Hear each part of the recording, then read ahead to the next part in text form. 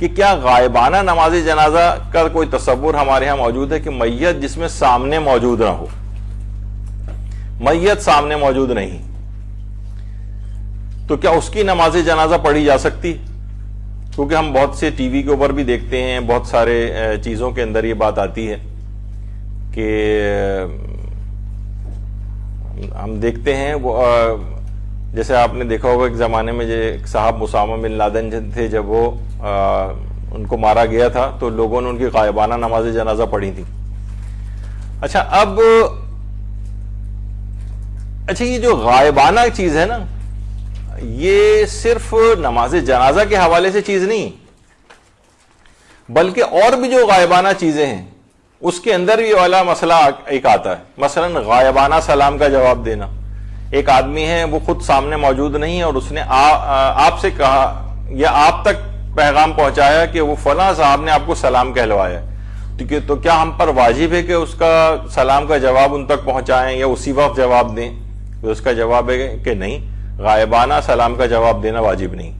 اسی طریقے سے مثلا جو آدمی سامنے نہیں ہے لیکن وہ واٹس ایپ پہ آپ کو سلام لکھ رہا ہے، وہ ای میل پہ آپ کو سلام لکھ رہا ہے، وہ خط میں آپ کو سلام لکھ کے بھجوا رہا ہے، تو کیا اس کا واجب ہے؟ تو زیادہ تر فقہا یہ فرماتے ہیں کہ اس کا بھی سلام کا جواب دینا واجب نہیں ہے۔ البتہ فقہا میں ایک اختلاف ہے، لیکن آغا سیستانی بھی اس کے قائل ہیں اور دیگر اور علماء کی ایک بڑی تعداد ہے، چند ایک نے البتہ اس سے اختلاف کیے، لیکن غائبانہ جو سامنے موجود نہ ہو، جس طرح سے مثلا ٹی وی اناؤنسر کوئی آ کر سلام کرتی ہے، اب وہ لوگوں کے سامنے نہیں، بس وہ تو ایک ریکارڈنگ ہے یا خبرنامہ وغیرہ پڑھا جا رہا ہے، اس کے اندر سلام، اس کا بھی جواب دینا اس لحاظ سے واجب نہیں۔ تو اسی طرح سے میت اگر سامنے موجود نہ ہو تو کیا اس کی نماز جنازہ پڑھی جا سکتی ہے یا نہیں؟ تو اچھا دیکھیے، ہمارے جو اہل سنت برادران ہیں ان میں شافعی اور حنبلی فقہ کے اندر جائز ہے۔ حنبلی فقہ سعودی عرب کے اندر فالو کی جاتی ہے، وہاں پر غائبانہ نماز جنازہ ہوتی ہیں۔ شافعی فقہ والے بھی غائبانہ نماز جنازہ پڑھتے ہیں، لیکن جو فقہ حنفی اور فقہ مالکی، پاکستان میں فقہ حنفی بہت زیادہ ہے، یہاں حنفی علماء غائبانہ نماز جنازہ کو جائز نہیں سمجھتے، اور وہی بات کہتے ہیں جو کہ شیعہ فقہا یہ بات کہتے ہیں۔ شیعہ فقہا تو تمام کے تمام بالکل متفق ہیں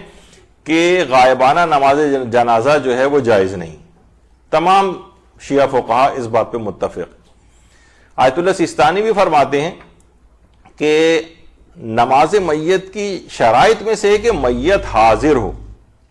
اور غائبانہ نماز جنازہ صحیح نہیں ہے خواہ میت اسی شہر میں کیوں نہ موجود ہو، یعنی میت اسی شہر میں موجود ہے لیکن پھر بھی غائبانہ، بلکہ اتنی دور بھی میت نہیں ہونی چاہیے۔ مثلا میت کسی جگہ پر میت رکھی ہوئی اور ہم اس سے بہت دور 15-20 فٹ کے فاصلے پر کھڑے ہو کر وہاں پہ نماز جنازہ پڑھ رہے ہیں، تو یہ بھی صحیح نہیں، بلکہ مستحبات کے اندر سے ہے کہ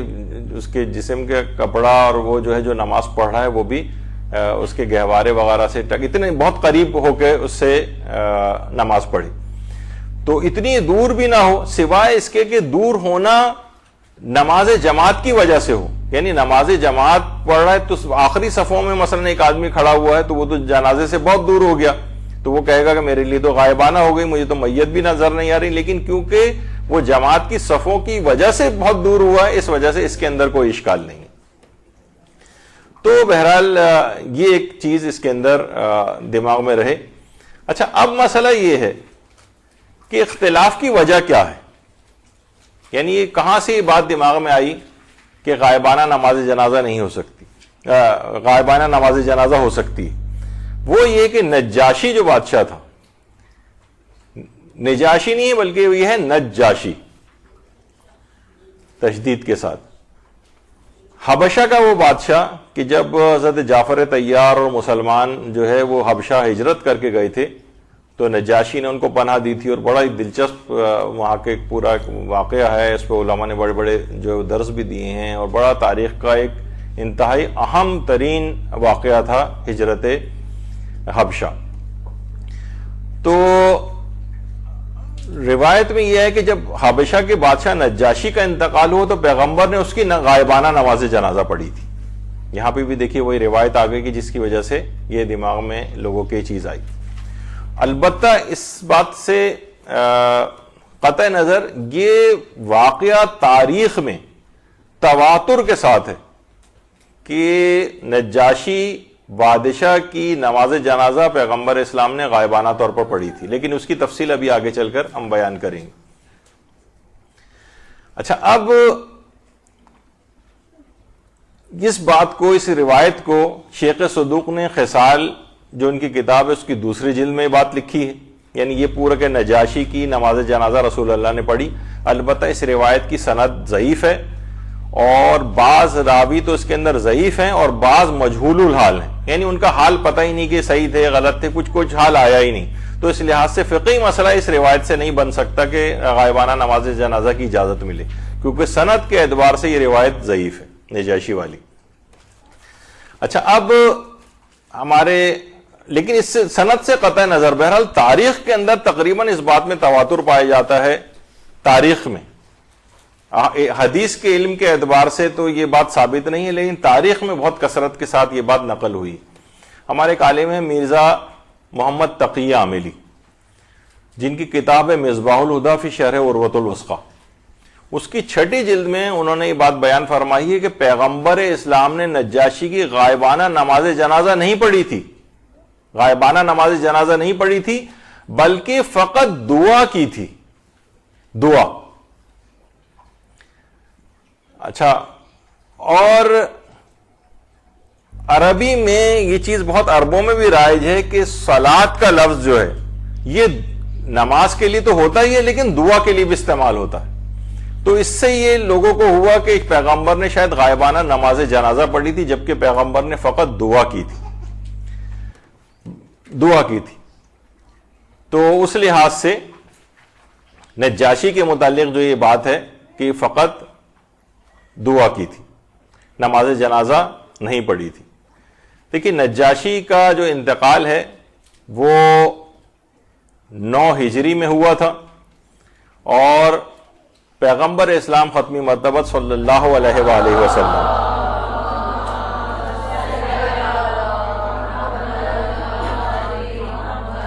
اپنے اصحاب کے ساتھ مسجد نبوی میں بیٹھے ہوئے تھے کہ اسی وقت جبریل نے آ کر نجاشی کے انتقال کی خبر دی۔ پیغمبر اتنا متاثر ہوئے اس خبر کو سن کر، اتنا شدید گریہ فرمایا پیغمبر نے، اور پھر اپنے اصحاب سے کہا کہ چلو، تمہارا ایک نیک بھائی اس دنیا سے چلا گیا ہے، چلو اس کے اوپر چل کر نماز پڑھیں، یعنی صلاۃ کا لفظ آئے یعنی دعا کریں۔ بہرحال اس کے اندر تو یہی لفظ آیا۔ اچھا، اب پیغمبر اسلام پھر چلتے ہوئے اس زمانے میں جو مدینہ تھا، مدینے سے میں جو باہر کا علاقہ تھا، صحرائی علاقہ، مسجد غمامہ والے علاقے کی طرف پیغمبر آئے۔ آج بھی جو مسجد غمامہ ہے وہ ذرا ابھی تو مسجد نبوی کے بالکل سامنے ہی ہو گیا ہے، لیکن پہلے یہ مدینے سے بہت باہر کا علاقہ تھا، بلکہ صحرائی علاقہ تھا۔ اس کا نام غمامہ پڑا ہی اس وجہ سے تھا کہ پیغمبر اسلام یہاں پر عید کی نماز پڑھانے کے لیے تشریف لائے تھے، اور جس وقت تشریف لائے تھے اس وقت آسمان بادلوں سے ڈھکا ہوا تھا۔ تو اس جگہ پر نماز عید پڑھی تھی پیغمبر نے، اور بادل آئے ہوئے تھے، بادلوں کو عربی میں غمامہ کہتے ہیں، تو اس وجہ سے اس مسجد کا نام مسجد غمامہ بعد میں پڑ گیا اس جگہ پر۔ تو پیغمبر نے یہاں آ کر نماز عید کی امامت فرمائی تھی۔ اچھا، پیغمبر جس وقت یہاں پر آئے تو قدرت الہی سے پست اور بلند ہوئی زمین، اور اس کے بعد مسطح اور مساوی ہو گئی، اور یہاں تک کہ پیغمبر اسلام کے سامنے نجاشی کا جنازہ آ گیا۔ اچھا، اب پیغمبر اسلام کے سامنے کیونکہ جنازہ آ گیا تو پیغمبر اسلام نے وہاں پر نجاشی کی نماز جنازہ پڑھائی اور 7 تکبیرات کے ساتھ پڑھائی، اور جیسی پیغمبر نے نماز جنازہ ختم کی، جنازہ نجاشی کا غائب ہو گیا۔ اچھا، شیخ طوسی نے بھی یہ بات لکھی ہے کہ یہاں پر صلاۃ سے مراد دعا کرنا ہے، ایکچوئل نماز مراد نہیں۔ اچھا دیکھیے، جو نجاشی بادشاہ تھا کہ جس وقت حضرت جعفر طیار وہاں پر پہنچے تھے اور بڑا زبردست قسم کا ایک گفت و شنید اور آرگومنٹ اور سوال و جواب جو ہے بادشاہ کے ساتھ ہوئے تھے، اور اس کے نتیجے میں پھر جعفر طیار نے جو تبلیغ کی تھی، نجاشی مسلمان ہو گیا تھا۔ جعفر طیار کی قبر مبارک ہے اردن میں، جس کو داعش والوں نے کئی دفعہ جلانے کی بھی کوشش، بلکہ جلایا اس کو، ان کے مقبرے کو، اور کافی اس کی اٹیمپٹس ہو چکی۔ اور آج نجاشی کی جو قبر ہے وہ ایتھوپیا میں، کیونکہ ایتھوپیا، حبشہ کا جو موجودہ نام ہے وہ ایتھوپیا ہے، اور نجاشی کا یہ مقبرہ ہے اور یہ نجاشی کی قبر ہے۔ اور روایت میں یہ بات ملتی ہے کہ ایک اچھا ابھی تو میں روایت کی بات تو بتاتا ہوں، یہ نجاشی کی قبر ہے۔ اس کے اوپر موجودہ زمانے میں ترکی نے، طیب اردوان جو ہے، اس نے باقاعدہ کہا ہے کہ اس کو اور مزید بنایا جائے نجاشی کے مقبرے کو، اور اب تقریباً کمپلیشن کے مراحل کے اندر ہے، اور بہت ہی زبردست قسم کا اس کا ایک مقبرہ نجاشی کا وہاں پر تعمیر ہونے کے قریب ہے۔ اچھا، جب پیغمبر اسلام نے یہ جنازہ، یہ دعا جو بہرحال اگر نماز ہم میت کہیں، نماز جنازہ پیغمبر نے پڑھا دی، تو اس کے بعد منافقین کی طرف سے کافی اعتراضات آئے، اور ایک یہ بھی اعتراض تھا کہ دیکھو اس پیغمبر کو، یعنی انہوں نے ایک نصرانی کی نماز جنازہ پڑھا دی، حالانکہ وہ اسلام قبول کر چکا تھا، لیکن بہرحال انہوں نے اس بات کو مشہور کیا۔ تو اس کے بعد جبریل کچھ آیات لے کر نازل ہوئے، اور باقاعدہ ان آیات میں یہ چیز آئی کہ اہل کتاب میں وہ لوگ بھی ہیں جو اللہ پر اور جو کچھ تمہاری طرف نازل ہوا ہے، جو ان کی طرف نازل ہوا ہے، سب پر ایمان رکھتے ہیں، اللہ کے سامنے سر جھکائے ہوئے ہیں، اور کسی حقیر قیمت پر خدا کو فروخت نہیں کرتے۔ ان کے لیے پروردگار کے ہاں بڑا اجر ہے، اور خدا بہت جلد حساب کرنے والا ہے۔ باقاعدہ نجاشی کی تعریف کے اندر یہ آیات بھی نازل ہوئی، جس وقت یعنی نجاشی ابھی مسلمان بھی نہیں ہوا تھا، لیکن باقاعدہ کہ جب سورہ مریم کی تلاوت حضرت جعفر طیار نے اس کے دربار میں کی تھی، تو اس قدر آنسوؤں کے ساتھ نجاشی رویا تھا کہ پوری داڑھی اس کی آنسوؤں سے بھیگ گئی تھی۔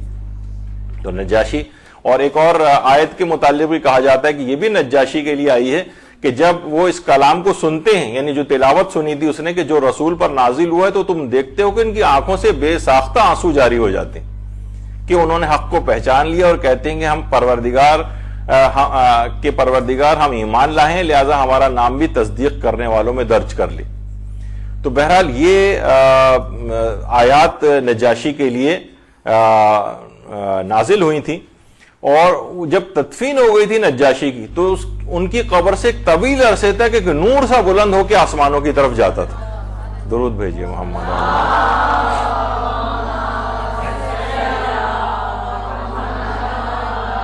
اور باقاعدہ البدایہ والنہایہ جو ہمارے اہل سنت کی کتاب ہے، اس کے علاوہ بہار الانوار ہے، اس کی بھی 6 جلد کے اندر یہ بات ہے کہ ان کی قبر سے ایک نور سا بلند ہوتا ہوا آسمانوں کی طرف جاتا تھا۔ اچھا، اس میں ایک دوسرا نقطہ نگاہ بھی ہے، وہ یہ ہے کہ ٹھیک ہے کہ یہ ایک تو نقطہ نگاہ یہ ہو گیا جو بھی آپ نے سنا کہ یہ نماز نہیں تھی بلکہ دعا کی گئی تھی، تو غائبانہ نماز جنازہ کا تصور نہیں۔ دوسرا نقطہ نگاہ یہ ہے کہ یہ یا تو رسول اللہ کی خصوصیت تھی، یعنی پیغمبر اسلام کے لحاظ سے ایک خصوصیت تھی، وہ جو ابھی ذکر کریں گے، یا یہ نجاشی کے اعتبار سے خصوصیت تھی۔ جیسے وہ کہا جاتا ہے نا کہ بہت سے اصحاب کے اندر کچھ خصوصیات ایسی تھیں کہ ذرا ان کا کیس الگ ہو گیا تھا، جیسے خزیمہ بن ثابت جو ذو الشہادتین کے نام سے مشہور ہیں، جن کی ایک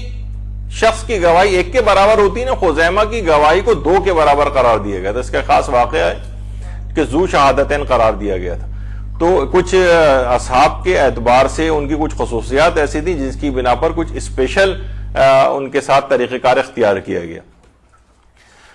خزیمہ کے ساتھ جیسے۔ تو علماء یہ فرماتے ہیں کہ یہ نجاشی کے ساتھ ہی فقط ہوا، کیونکہ پیغمبر اسلام کے پاس تو مختلف شہروں اور علاقوں میں جو دیگر اصحاب تھے ان کی اموات کی اور شہادتوں کی خبریں بھی آتی تھیں، لیکن پیغمبر نے کبھی ان کی نماز جنازہ نہیں پڑھی۔ مثلا حضرت جعفر طیار، یہ ان کی قبر مبارک ہے، یہ جب جنگ موتا میں شہید ہوئے ہیں جعفر طیار، اور تو ان کی شہادت کی خبر بھی جو ہے پیغمبر کے پاس آئی تھی، لیکن پیغمبر نے ان کی نماز جنازہ نہیں پڑھی تھی۔ اسی طریقے سے زید ابن حارثہ، یہ بھی جنگ موتا میں شہید ہوئے تھے۔ زید بن حارثہ، زید تو وہ ہیں جن کا نام قرآن میں آیا ہے، اور ایک ان کی بیوی کے ساتھ طلاق ہو گئی تھی، اور اسی کے ضمن میں پھر پیغمبر نے ان سے جو ہے ان کی زوجہ سے شادی کر لی تھی، تو اس لحاظ سے جو زینب تھیں پھوپھیزاد بہن بھی تھیں پیغمبر اسلام کی، تو اس زمانے میں خیر بڑا ابھی اس کو ہم انشاءاللہ ایک الگ سینیریو کے اندر جو ہے وہ بیان کریں گے، جو آئندہ آنے والے درس ہیں ان کا ایک واقعہ خاص زید کا۔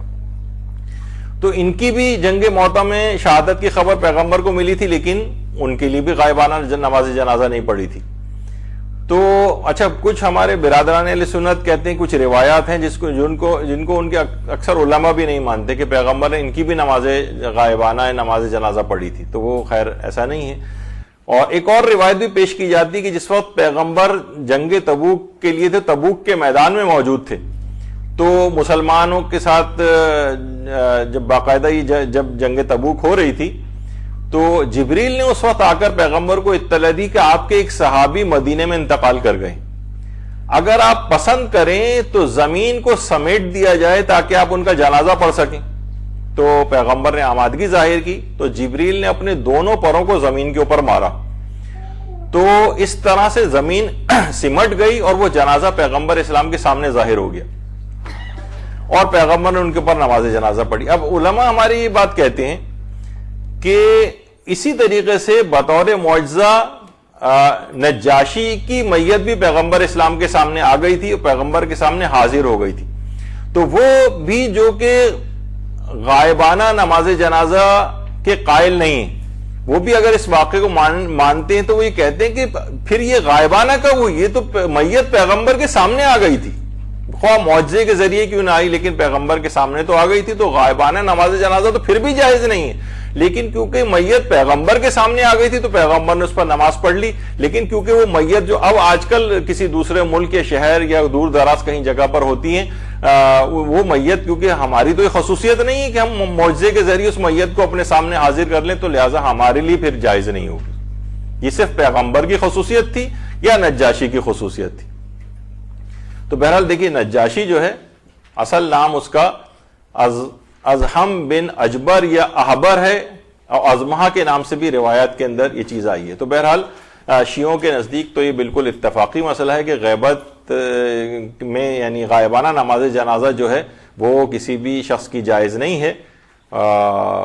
اور علماء اہل سنت میں بھی حنفی اور مالکی فقہ کے اندر اجازت نہیں ہے، صرف شافعی اور حنبلی فقہ کے اندر اس بات کی اجازت ہے۔ تو اس کے اندر بھی آپ نے دیکھا کہ صرف روایات جو ہیں وہ اس سلسلے میں جو آئی ہیں اس سے لوگ عام طور پر خود سے روایات پڑھتے ہیں، پھر خود سے ہی ایک نتیجہ نکالتے ہیں کیونکہ پیغمبر نے پڑھی تھی تو لہٰذا غائبانہ نماز جنازہ کی اجازت ہے۔ اور یہ والے جو روایات ہیں جیسے میں نے کہا کہ تاریخ کے اندر تو تواتر کے ساتھ تقریباً آئی ہیں، لیکن وہ سند کے اعتبار سے یعنی کسی حکم شریعت کو ثابت کرنے کے لیے نہیں ہے، اور کسی خاص صرف دیگر اصحاب کے ساتھ بھی ایسا ہوتا تھا لیکن پیغمبر نے ان کی کبھی غائبانہ نماز جنازہ نہیں پڑھی۔ ائمہ کے اپنے اصحاب مختلف علاقوں اور شہروں کے اندر انتقال کرتے تھے اور ان کی خبریں آتی تھیں، ائمہ نے کبھی اس کو نہیں پڑھا ہے، لہٰذا ہماری فقہ کے اندر تو مطلقاً اس بات کی اجازت نہیں ہے۔ البتہ اہل سنت کے جو 4 میں سے 2 فقہ ہیں وہ اجازت دیتی ہیں اور 2 اجازت نہیں دیتی۔ تو بہرحال یہ 3 تقریباً ہم نے آج احادیث کے سلسلے میں جو چیزیں ہیں وہ آج مکمل کی ہیں۔ تو اسی طرح سے جو مدرسے کی انتظامیہ ہے ان کی طرف سے یہی بات آئی ہے کہ اس طرح کی بہت ساری روایات ہیں اور چیزوں کے صحیح مفہوم یا فقہی مسائل